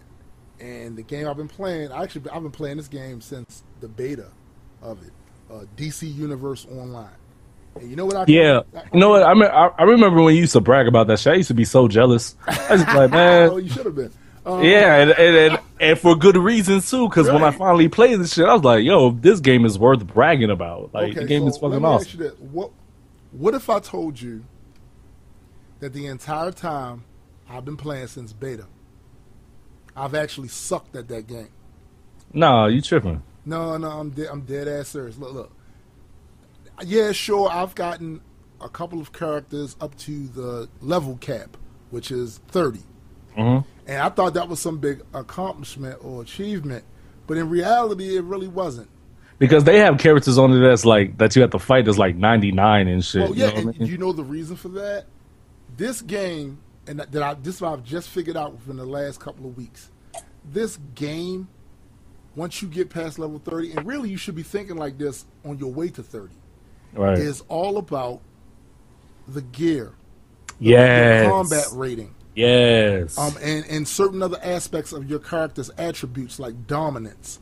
See, the thing is, you haven't even seen any of the really great missions until you get past level 30. Word? The missions you do from 1 to 30 are nothing. But what's the cap for your character though? The cap for your character technically is level 30. But when you keep getting new armor, and you keep, earning that stuff and getting the different currencies that they use, like Mark of Triumphs and stuff like that. You can use that to get gear. This gear will boost your combat effectiveness. So right now, even though my character Thor 616, even though he's technically a level 30 with his armor, he's at 51, 52. Dope. Right. Fucking dope. And some of those missions don't become available to you until you get your combat rating up. Now, to show you how whack I was at playing this game, there were certain pieces of armor that I got during the rise to level 30 that I sold. I didn't even look at the level the armor was, and I looked at the stats. Yeah, you got to look at it. I saw that some of them was in the red. I don't want nothing that's in the red, but no, it's a give and take. It's a give and take. The thing that's important is that your combat rating rises higher and higher. And when you do that, I'm telling you, man, some of those missions, we did the one where we had to go back in time because one of Flash's enemies was attempting to go back in time and stop his origin. But when the day he was in the laboratory and the lightning struck him and hit the chemicals and he turned into the Flash, they were trying to stop that. We had to, me and another character, it's called the duo, 2 people get to do it. We had to go back in time and actually stop him from stopping Flash from turning into Flash. The graphics in there were crazy. The story was good. Like I'm telling you, it's so much. You know how when you fly through the city, through either Gotham or Metropolis, and you see those buildings in the bubbles, the Brainiac bubbles, and the bottles, you can't get in there. Right. These missions allow you to get in there. Oh damn! See, I was thinking that shit was just there for scenery. Nah, but I did kind of have a feeling. Story. Yeah, but I did have a kind of a feeling that they would eventually let you get up in there. Because like right now I'm on level 28, and to backtrack a little bit on what you was talking about building up your character and all that shit. Right. That shit is the truth. And because like as far as the armor and all that shit, because you could fight they have the what is it called PvP shit. Yep. You could play with other players and they could challenge you to a fight. Right. And I've lost fights to players that were lower than I was. You know why though? They probably had PvP armor because there's a difference. The PvP armor helps you when you're fighting another character. It doesn't help you when you're playing like the story mode. You lose all of that. You lose all of those combat benefits once you fight PvE. So it's good to have both. It's good to have a high level PvE armor and high level PvP armor. See, I never knew that. Yeah. Yep. Oh, that's what it is, man. Yo, I'm telling you, that's how you play that game. When you start playing it, you play with it in mind that you're checking your armor. You're doing every single side mission. Because when you do those side missions, you get the different currency that can be used to purchase the armor. Right. Plus, you gain renown with the different guilds on there, so you can purchase their armor. So like right now, my Thor anyway, he's close to favorable with the Magic Guild on there. So I can get almost any of the armor that's there as long as I got the right number of marks of triumph and different currency or whatever to get it. I can get any of it, and I'm telling you, he's a badass now. And I've gone on missions with guys that are like level 110. God damn. Yeah, and it's like basically all I'm doing is just doing cleanup. Yeah, just last hit. Whoop, yeah, like the person is basically taking out the big heavy hitters, but I still get the benefit of participating in that. Yeah, that's what I love about that game. Because I was telling Nessa, she needs to hop on it, and I'll help her level up quick as fuck because I'm on like level 28, and her starting off like she'll level up to like 10 by the end of the night. You know what I mean? Right. And it's just fucking, that game is just fucking amazing. But there's also a lot that you have to know what to do. Like you have to really pay attention to what you're doing, because I'm used to games where you just like sort of like GTA type shit. Mm-hmm. You just run around, do whatever. But with this game, you kind of have to like mod your character and make sure you keep everything on point. Because if you don't pay attention to that shit, you're gonna hate the game. Yeah, but if you do, when you get to level 30 and you realize you can't do shit, right? Like because you let armor go that you shouldn't have let go. You didn't do any of the or enough of the side missions, so now you don't have the amount of currency you might need to try to level your character up as far as the combat rating. So yeah, that would suck. And I make sure what I would do. I make sure I do those side missions like the Honey Cove missions and all that shit like that. Everything. All of them. Even the like sometimes they do the special season missions like during determining whatever holiday it is. Like if it's Christmas, they'll have like a side mission for Christmas and all that shit. Like do all that shit, yo. Everything. And they're fun too. It's not like it's boring side missions. Like they're pretty fun. I love that fucking game. I love that fucking game. So what games are you playing right now? Oh God, I'm like my mind is so like everywhere right now that I can't just focus on one game. You know what I mean? Right. Like I'm really literally in the midst of playing 4 games at once right now. Wow. I'm playing. Yes, it's like that. My mind is just scatterbrained. I'm playing NBA 2K14, which I fucking love. I got it for free off of PlayStation Plus. Mm-hmm. And I'm playing Max Payne 3. That game is fucking amazing. I'm playing Spider-Man 3. I kind of suck at it now because I'm like at a low level, right? And I don't have full control of the controls right now, so I kind of suck at it. But I still like it. And what else am I playing? Spider-Man on there getting his ass whooped, ain't he? Yeah, dog. I suck as Peter Parker, yo. I thought I would have a down pat, dog. And that's one of your favorite characters. So hell yeah, definitely, man. Oh, and Dead Space 3. God, that game is fucking stupid. That Dead Space series is ridiculous. And I never played the first 2, but this one, like, it makes me want to go back. Yeah. Like, it's the same thing with Max Payne 3. Like, I haven't played Max Payne 1 or 2, but it makes me want to, it makes me want to go back. And it's just, oh, God. It's amazing. Because I feel for Max Payne. Like, his life is like the epitome of damned if you do, damned if you don't. It's maximum suckage. Yeah, like that's what it is. I feel like even if you beat the game, you don't win. Right. You know what I mean? Because I've done like I've played the game and I'm on the second part of the story. Mm-hmm. While finishing the second part of the story, I thought I beat the game because they make you go through so much fucking shit. Right. And then there's like, oh, it's a part 3. I'm like, fuck. You know what I mean? Like I'm not upset. I'm actually happy because like I get to play more. Right. But I'm just like, damn. Just when you thought you was getting accomplishing the goal.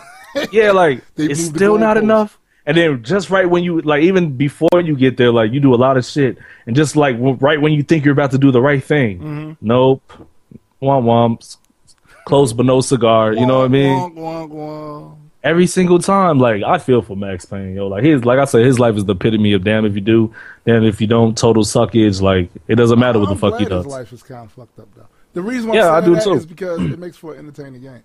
Yeah. So yeah, it makes you because the things I like about video games is the emotional attachment that I have to games that I really really like. Yeah, the good ones definitely they draw that out, especially now. It's not like it used to be. Like don't get me wrong, back in the day it was some good games and they taught you like they definitely honed your reflexes, your hand-eye coordination. They definitely did that, but I really wasn't that pulled into a lot of them as far as the story, because the story seemed like it was just there to give the game some context.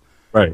But now, I said really probably over the last 10, 15 years or so, the stories in the games have gotten way more advanced, way more detailed and complex, and they draw you in the same way a movie would draw you in. Exactly. Like you for the character that you're playing as, like you have an emotional attachment to them, like damn, like you feel their pain because you're playing as them. You know, like sometimes I forget that I'm holding the controller because of like how deep in the game I get into it. You know what I mean? It's fucking crazy. And Max Payne is one of those games. Max Payne 3, if you guys like Max Payne series and you haven't played the Max Payne 3, go and get that. That game is amazing. Dude, I'm going to give you another reason to be jealous right now, because it's the same reason that I was jealous. I talked to Graydon the other day, and he told me he got a chance to play the portion of what Star Citizen that they have out now. I'm hanging up. I'm logging out. Goodbye. Goodbye. I'm not talking anymore. Dude. Podcast is done. Man, I couldn't, man. Matter of fact, what I'm going to do is I'm going to try to get him on the show so he can tell you about the details of it. because it blew me away. Like, God. just him talking about, I wish I could have saw it.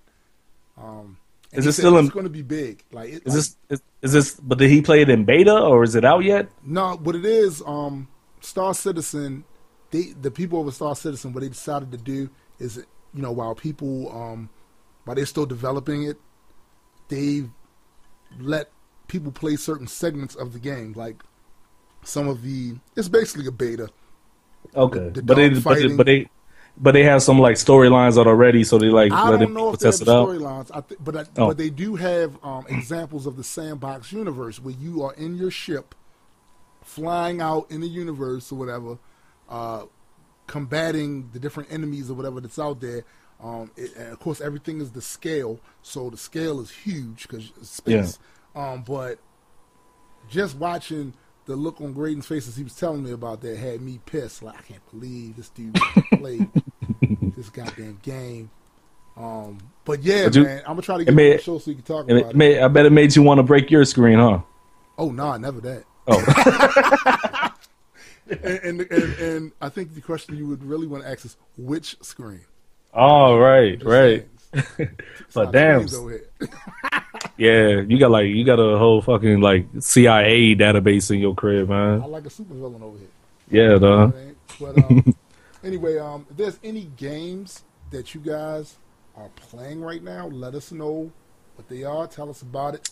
Might be some new one that I have overlooked, because there are quite a few games out there that I do want to play. Just haven't had a chance to get around to it yet. So yeah, especially the ones that are online, like those MMOs. Oh yes, please. I love let us know if you guys playing any of those games that you think that we might like. Just let us know. Oh, I forgot to tell you. I recently got again God of War 3. And while I was series is crazy. Yes. Oh God. Because while I was recording the Rapthematics album, that's all I was playing. God of War 1, God of War 2.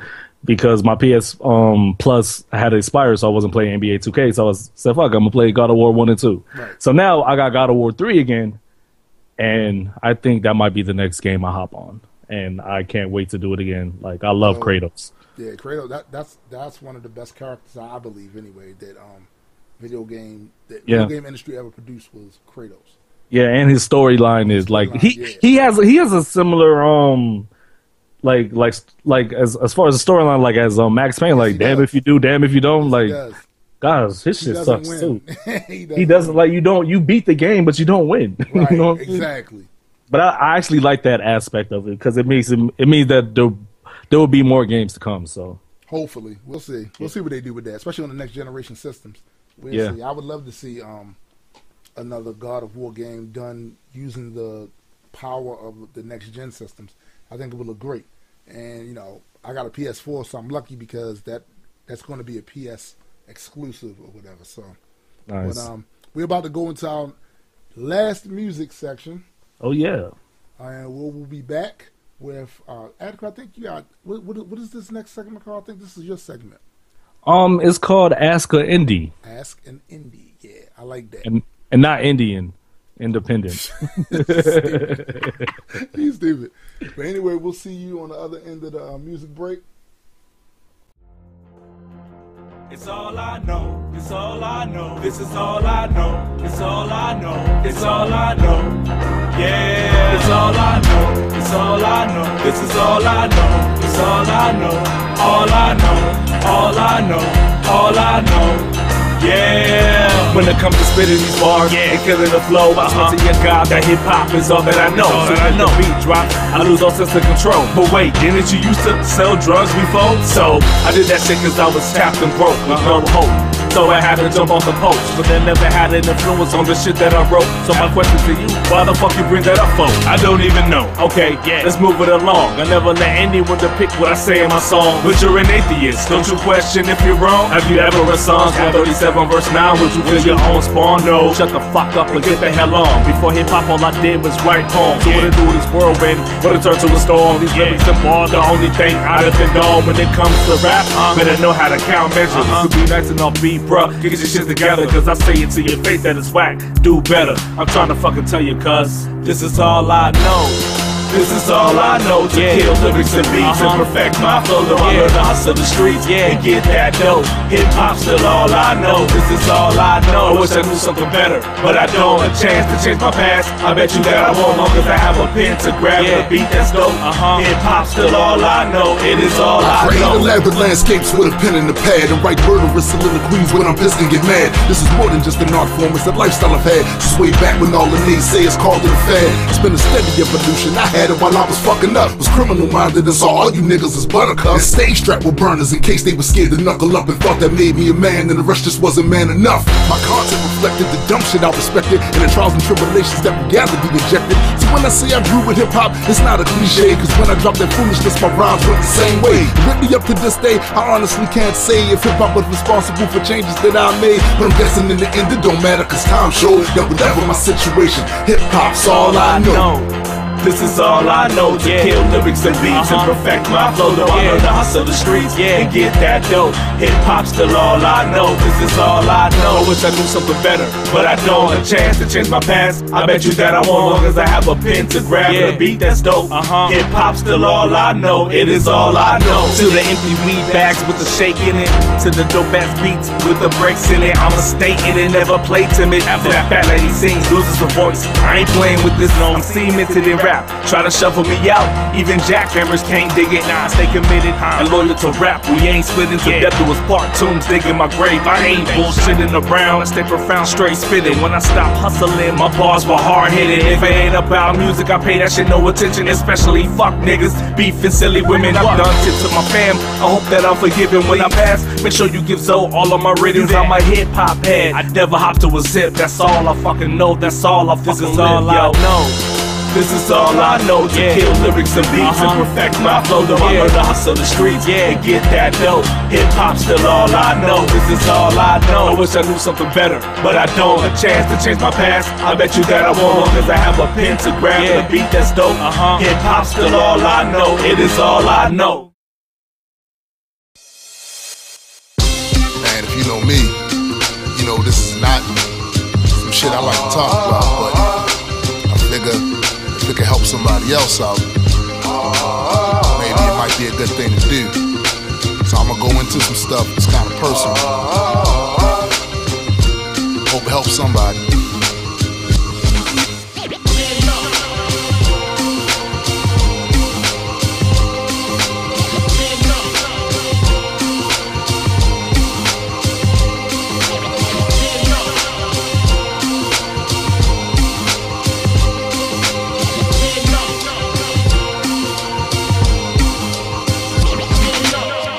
Father was elusive, mostly cause he was abusive. Pulling knives out on my mother, rageaholic undisputed. Did a tour in Vietnam, had these issues with his mom, and feeling like he wasn't one that did his way of thinking harm. I guess the things he must have saw really stuck up in his craw. From my perspective, didn't like him, thought his heart was black as tar.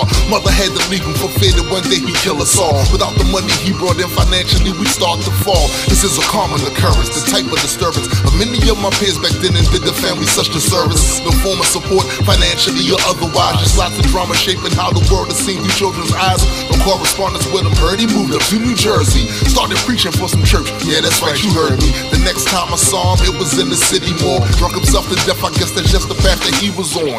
Why are you producing if you didn't know how you were gonna provide for him? You should be ashamed of yourself. I don't know how much more of this I can take. I can't restrain myself, because this is the number one problem in the black community. Is you. Yes, my resentment did not need any type of contentment, so I got rowdy and sullen with no sign of repentance. Running the streets a lot with lots of other broken kids, acting like I had no conscience or a single fuck to give. Mama was just trying to live and keep a roof over our heads, so lots of times she can't keep track of all the things her sons had did. So we had brushes with the law for having guns and stealing cars, but never hustled drugs because somehow I thought that went too far. After she left my dad, my mother met another man, and even though he was a good one, I just really couldn't stand him. I felt like, who the hell are you to tell me what the fuck to do? You're not my father, as if my father was someone cool. I'm looking back on all that foolishness, regretting now, because my stepfather loved us, that's why he stuck around. And his example's the reason I am the man I am. Him and granddad, the only men that never gave a damn. The reason I say that 70% of those children who are without a father boys in particular end up in the criminal justice system. 70% of them. And you're contributing to that. You are providing that stereotype that people like to put on black men and say they having these babies. I had a baby at the same age that my father was. The mother of my little girl must have ran out of love, cause not long after that she felt like that she had to split and left me standing with a trail of feelings of abandonment. Yo, I was so fucking pissed and angry thoughts would cloud my mind, and all that hate was corrosive, brain felt on fire all the time. Through all of that though, I would never walk out on my child and leave a fatherless to roam this fucked up planet in the wild. So despite the rage, I had to keep that monster cage. Refused to go out like my father did, there is no fucking way. And in a weird sort of sense, his life inspired me hence, cause that example kept me far enough from out the abyss. Left that old grudge behind dead and kept it mostly buried, because that burden got too heavy for my mind to carry. I just know that if my family's straight, I'm going to win. They'll never say the things about me that I said about him. You're also a victim of your children if any of them do not succeed in life and are not able to work themselves out of poverty, who are having behavioral problems. Don't stick your chest out, lift your head up. You should be ashamed, not proud, standing there trying to look proud. You should feel ashamed. You should feel that you are contributing to the downfall of black people in general. You.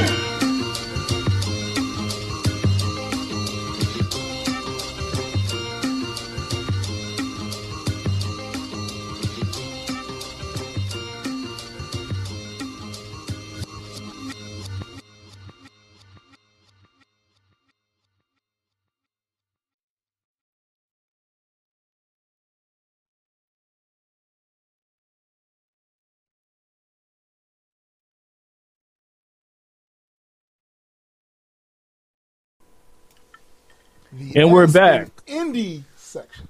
Like yeah, ask a independent artist. What are they exactly asking though? A question I like mostly get asked by people, especially on Facebook, that are pursuing a rap career or whatnot. Right. They always ask about their voice, you know, because I'm pretty sure you've experienced too, where sometimes you don't like your voice, or you had to get to a point where you found your voice in order to contort it to the way that you want it to sound. Right.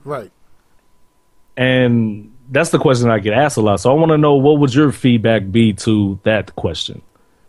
Well, as far as, first of all, my voice hasn't always sounded the way it sounds now.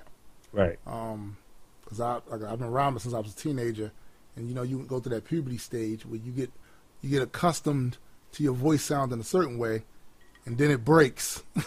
Right? Yeah. So now you got to get reaccustomed again to the new parameter of how your voice sounds. But I can say most of the time I'm okay with my voice.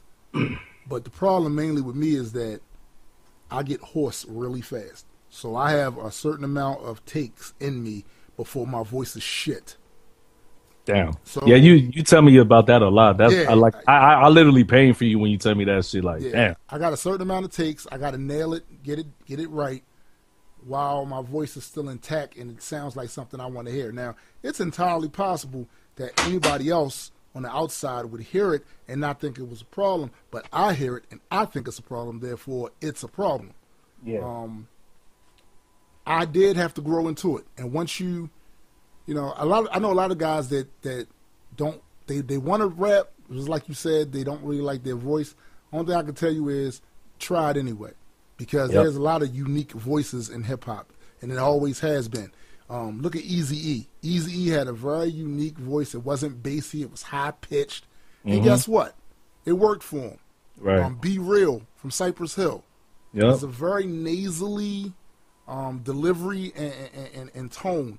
Freeway, you know, and yet it worked for him. So don't be quick to sell yourself short because you don't sound like Chuck D and you got a lot of bass. How low can you go? All right, but you don't necessarily need that. Right. You just like form shape your style around the voice that you have and make it work for you. And one thing for certain, you don't get better with your delivery and your tone unless you're actually recording. And True enough. So, True enough. Do it anyway. Yep, I agree. What did you tell the person when they came to you about the whole voice issue? Them not liking the voice. I just tell them what I normally tell people. Because me starting out, I didn't like my voice at all. Because when you hear your shit, you have these like, oh, what? That's how I sound. Right, You know what I mean? Right. But what I do and what I tell the people, what I normally tell people, like listen to various artists, like listen to their voice control, like because certain times they might sound real mellow, or certain times they might sound real hype, or it might be a mixture of both. Learn how to recite their lyrics the way that they're doing it, and try to apply some of that to your own shit. You know what I mean? Exercise right there. Yeah, because it is. I feel like that's a vocal exercise, and it teaches you how to mess around with the with your voice, with your voice box. And learn how to put inflections where they should be at. Right. I've heard a lot of quality lyricism from some underground rappers, but there are times where I think that their delivery doesn't show enough inflection and feeling, so that while on paper the bars are straight, but they didn't deliver it with the punch. Exactly, and then that's another thing I try to tell people, like say it like you mean this shit. Say it like you mean it. Like if you're gonna, because that's how I am anyway. When I talk to people on a personal basis, I say things how I mean it. So I try to translate that into my music also. Like say it like you mean it. Put some behind it. You don't have to get all wild and crazy or yell or anything. Especially not for every song. Yeah, not for every song. You have to contort it to the beat, and you also have to make sure you put emotion behind it. And don't be afraid to try new things. Like try new things, see what works, see what doesn't, and learn from both of those trials.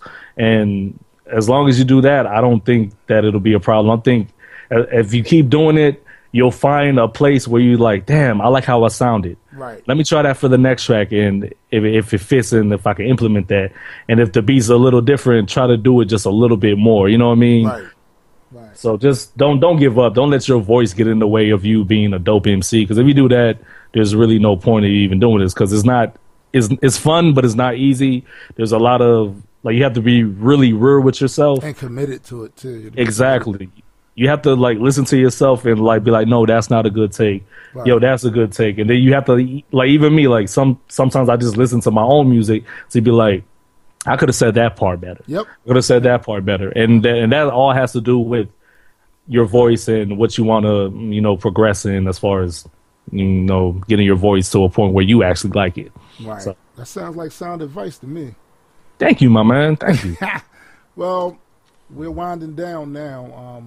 I want to thank everybody that came to listen to the very first Rock With Us podcast with me and the brother AdeKwit. Yo. This is our first time. We've done other podcasts before, but this is the first one that we actually put together ourselves. I expect it to get better over time and continue to bring you guys some interesting segments and content like everything else. So is there anything you want to plug before we leave? Oh, yeah, definitely. For the first thing I want to say, Rapthematics is out. It's on Bandcamp, and it's also now on iTunes, nice, Google, Amazon, so you guys could get it basically anywhere now.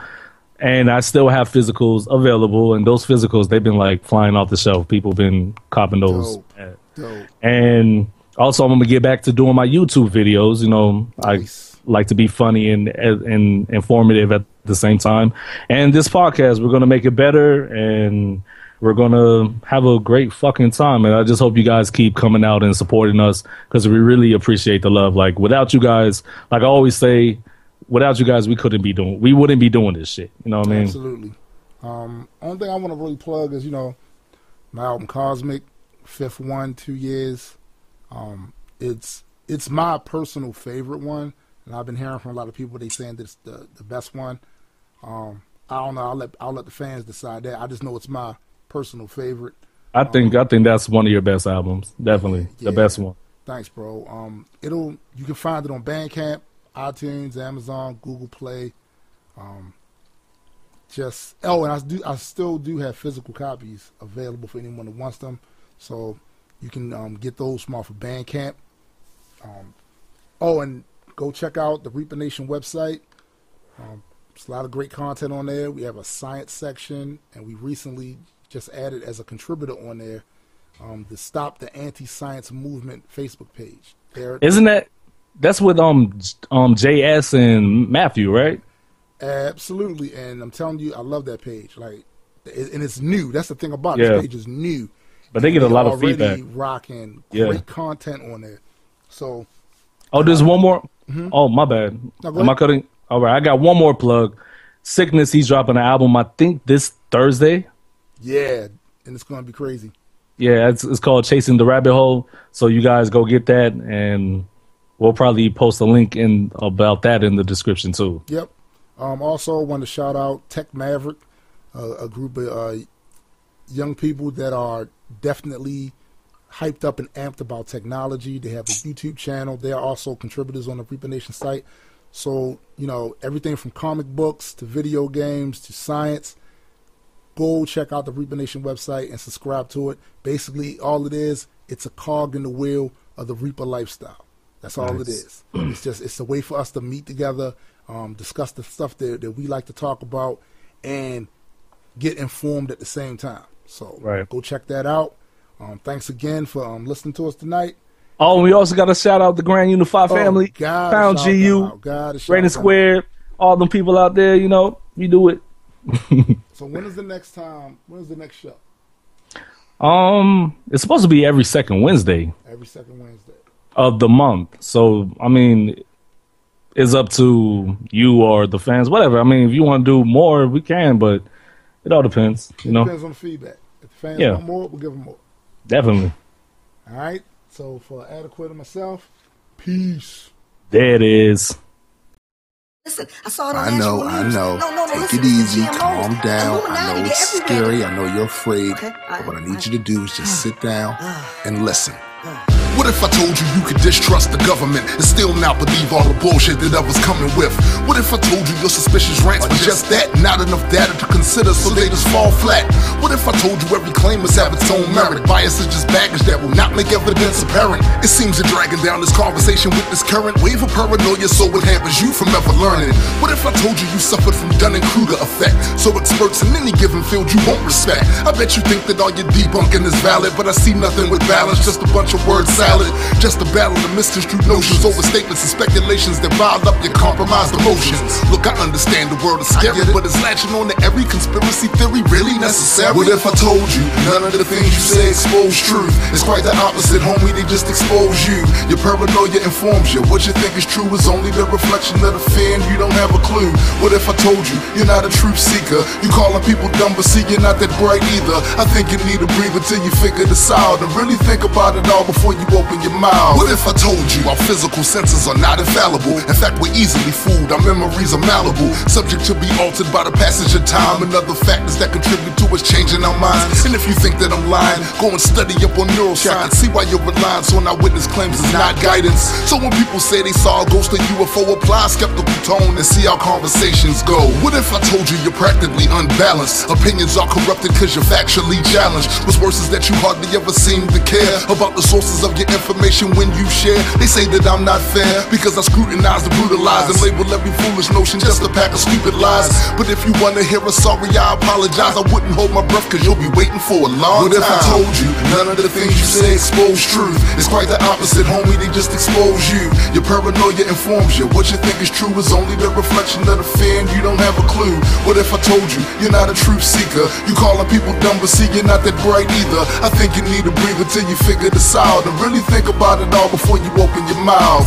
So you're saying there's nothing to be afraid of? No, actually, that's not what I'm saying. I'm saying there are plenty of things to be concerned about. But listen, you got to use some critical thinking and fact checking. Okay. Stop just running, chasing behind your biases, man. You're just afraid of every damn thing. So you're looking for something that's going to reaffirm your fear. Chill with all that. I mean, damn. Sheesh. What if I told you none of the things you say expose truth? It's quite the opposite, homie, they just expose you. Your paranoia informs you. What you think is true is only the reflection of the fear, and you don't have a clue. What if I told you you're not a truth seeker? You calling people dumb, but see you're not that bright either. I think you need a breather till you figure this out and really think about it all before you open your mouth.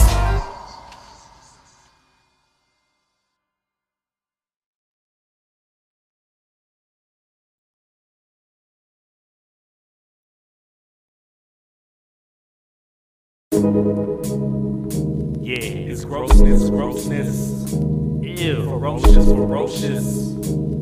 And dope shit, fuck nigga, you know this. It's grossness, ferocious when we kill a track with dope shit, you know this. And revealing facts. I got Lady Sass and Omar about to snap. Grand Unified Theory, what's doper than that? Grossness, ferocious when we kill a track with dope shit, you know this. And revealing facts. I got Lady Sass and Omar on your ass. There it is, entertainment, what's grosser than that? I do foul tracks and no one wants to get on the beat. I kill songs that have graves that are 6 feet deep. I convert them to wave files and MP3s. I resurrect them in my albums, they haunt you in your sleep. The poltergeist ain't got shit on me. I defecate on tracks and get up without wiping the seat. I'm nasty, I haven't washed my fucking nuts in a week or brushed my teeth. That's why my bars are like rotting debris. Think I'm kidding? Somebody better spray some Febreze before my lyrics suffocate them and it drops to their knees. Sick. Vaccines run away from me and STDs plus everything else in between. Cancer dips when the doctor mentions me. You get cured and you dummies think it's cause of the weed. Even Ebola gives me the proper respect. Fucking's ass, my bars break the internet. It's grossness, ferocious when we kill a track with dope shit, you know this. And revealing facts. I got Lady Sass and Omar about to snap. Grand Unified Theory, what's doper than that? Grossness, ferocious when we kill a track with dope shit, you know this. And revealing facts. I got Lady Sass and Omar on your ass. There it is, entertainment, what's grosser than that? I'll leave you with no problem, cough, sir, probably regurgitated. By the mile, foul ass was getting penetrated. Fucking in the raw jaws locked, max ejaculated. Stroking till his potent spoken words lead to masturbation. Now they waiting for the bridge to explode. Lyrics the shit, strong stitch to held the bridge of their nose. Mixing black holding straps inside the fold of her clothes. Cockroaches getting roasted in they shit like some corn. 4 hours born, a parasite taking form. Forsworn to try to corner honeybee killing swarms. Was never warm, I stay ignited with scorn. Whoever tests me will regret the day they ever performed. Must be aware that I'm a part of the gut. I'm stuck in it, can't get rid of me, won't come out of the butt. My skills infectious, spit venereal nut. Still feasting while you bleeding, eating all of you cuts. It's grossness, ferocious when we kill a track with dope shit, you know this. And revealing facts. I got Lady Sass and Omar about to snap. Grand Unified Theory, what's doper than that? Grossness, ferocious when we kill a track with dope shit, you know this. And revealing facts. I got Lady Sass and Omar on your ass. There it is, entertainment, what's grosser than that? No, this is emotion flowing all through the bars. Setlist is infectious and roll 2 in the car. Jotting the virus straight to papyrus, man. Music always been my beacon for guidance. I'm running through the void as the galaxies collapse. Civilizations I've created screaming, why did this happen? Saddening, but gotta keep it moving. They congruent with delusions that I'm naturally in tune within this madness. Getting grosser like every time that I do it. Fluent in ethyl fluids and other manifestations of manipulating nature and shaping it to equations. Brazenly blazing cage and haze arrangement in the station. But granted, my life been taken. I ain't a complacent patient. You ain't giving me a plate of slop and saying that it's bacon. Trained to be mental, saying away from talk that doesn't phase them. Oh, you thought that I was playing? No, I'm working every day. It's grossness, ferocious when we kill a track with dope shit, you know this. And revealing facts. I got Lady Sass and Omar about to snap. Grand Unified Theory, what's doper than that? Grossness, ferocious when we kill a track with dope shit, you know this. And revealing facts. I got Lady Sass and Omar on your ass. There it is, entertainment, what's grosser than that? There it is, entertainment. Yeah, all the way down south, MIA, baby, Miami all day up to New Jersey, and the East Coast, and all the way out to the West Coast, California. Yeah, collaboration, man. It's been a long time coming for this shit, yo. Yeah. Shouts to Reap the Nation. We dangerous, man. Straight eating MCs, man. We broke, man. We make niggas put they pen and pads down, man. And did I mention I'm the CEO of my shit? CEO, baby. Business, man.